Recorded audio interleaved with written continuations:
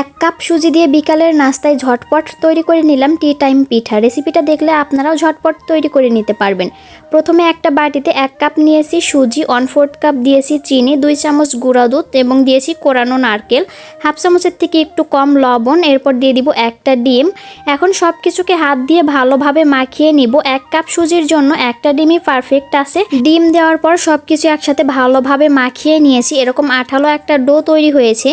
এখন এই ডোটা আমি 10 মিনিটের জন্য ঢেকে রেখে দিব। অবশ্যই কিন্তু ডোটা ঢেকে রেখে দিতে হবে।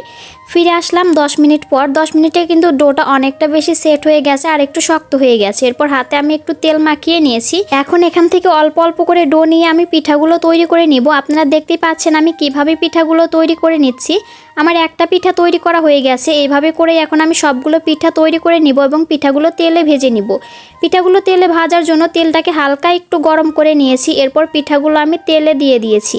এখন সবগুলো পিঠা আমি উল্টে পাল্টে ভেজে নিব। এক সাইডে একটু হালকা কালার চলে আসলে উল্টে পাল্টে দিয়ে ভেজে নিতে হবে। পিঠাগুলো যখন একটু শক্ত হয়ে যাবে তখন এইভাবে নেড়ে চেড়ে ভেজে নিতে হবে সুন্দর একটা কালার আসা পর্যন্ত।